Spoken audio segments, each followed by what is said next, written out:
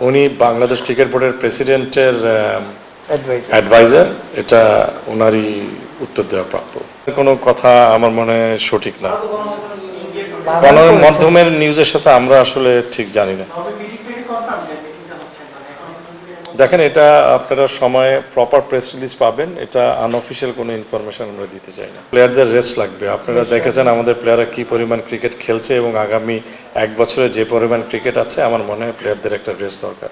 আমরা যদিও গতকালকে ক্রিকেট অফিসের তত্ত্বাবধানে আমরা আমাদের আগামী বছরের ক্যালেন্ডার নিয়ে মিটিং করেছি এবং একটা ক্যালেন্ডারের ড্রাফট পরিকল্পনা আমরা ফাইনাল করেছি।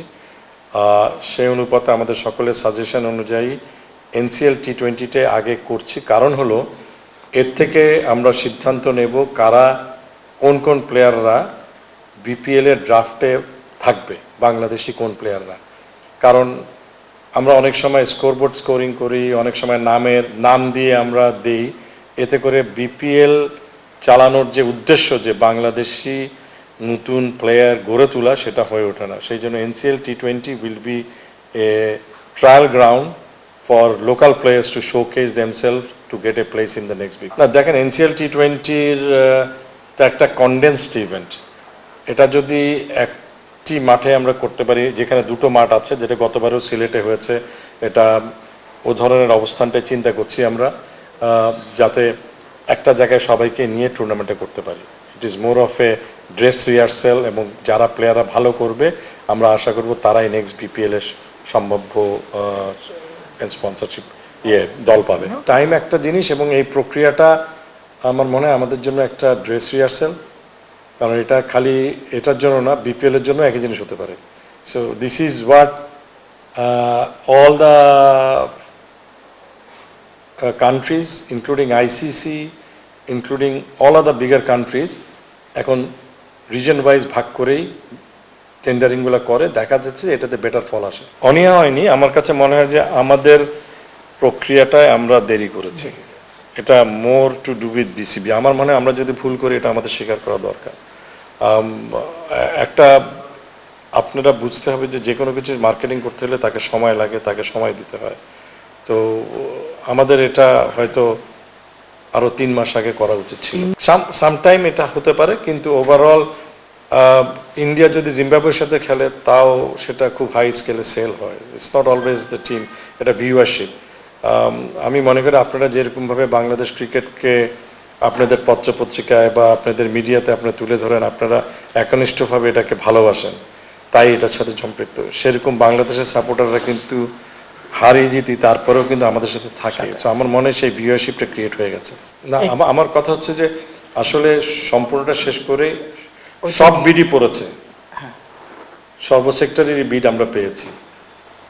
এখন পরিকল্পনাটা বিসিবি বোর্ডের সিদ্ধান্ত হবে, কারণ টেকনিক্যাল ইভ্যালুয়েশনগুলো হচ্ছে আগে, তারপরে ফাইন্যান্সিয়াল ইভ্যালুয়েশনগুলো হবে। অনেকেই কথা বলছে, বাট আমরা এখনো ও প্রক্রিয়ায় যেহেতু যাইনি, সেটাকে আমরা কোনো ইভ্যালুয়েশনের জন্য নিচ্ছি না। আমরা আপনাকে বলেছি যে আমরা যখন এই নতুন ফাইন্যান্সিয়াল মডেলটা তৈরি হবে, সেটা নিয়ে আমরা যাব। আমাদের কাছে আসার আগে আমরা তাদের কাছে যেতে চাই। আমরাও তো জানি বাংলাদেশের বিগার কর্পোরেট হাউসগুলো কি আছে, সে তাদের কাছে যাওয়া। দেখেন, প্রথম হতে হবে আমাদের বিপিএল এর নিজস্ব অবস্থানটা ঠিক করতে হবে।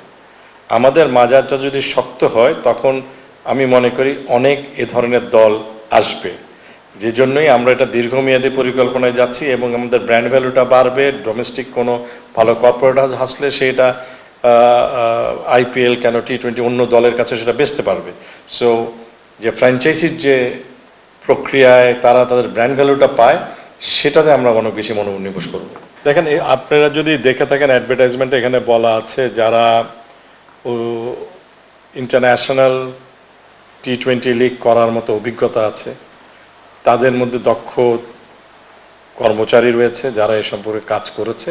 আপনি যদি আমাদের অ্যাডভার্টাইজমেন্টটা দেখেন, তাহলে আপনারা হয়তো আরও ক্লিয়ার হবেন।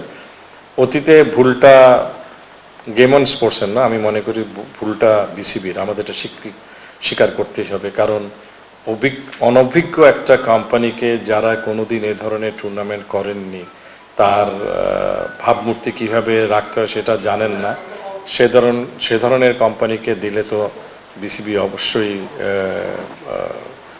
মানে ক্ষতিগ্রস্ত হবে। না দেখেন, একটা ফাইন্যান্সিয়াল মডেল আমরা করছি, we may not be correct. আমরা যখন যে কনসালটেন্ট সার্ভিসকে নেব, তারা হয়তো আমাদেরকে আরও অনেক নতুন রেভিনিউ স্ট্রিম দেখাতে পারে। তো আমি আপনাকে এখন যদি বলবো, সেটা আমাদের যে এক্সপেরিয়েন্স এবং যে জিনিস ব্যাকওয়ার্ড আছে সেটাকে নিয়েই করেছি, এবং সেটাতে অবশ্যই আমাদের ইনিশিয়াল ইয়ার্স আর ডিফিকাল্ট। আমাদেরকে স্বীকার করতে হবে আমরা শূন্যর কোঠার থেকে শুরু করছি, একদম তলানিতে। তো সেখানে আমরা যদি যে কোনো ব্যবসায়িক প্রতিষ্ঠান যদি আজকে চালু করি, প্রথম 2 বছর হয়তো লাভই হয় না, থার্ড ইয়ারে গিয়ে আমরা ব্রেক ইভেন করি, ফোর্থ ইয়ারে গিয়ে লাভ করি।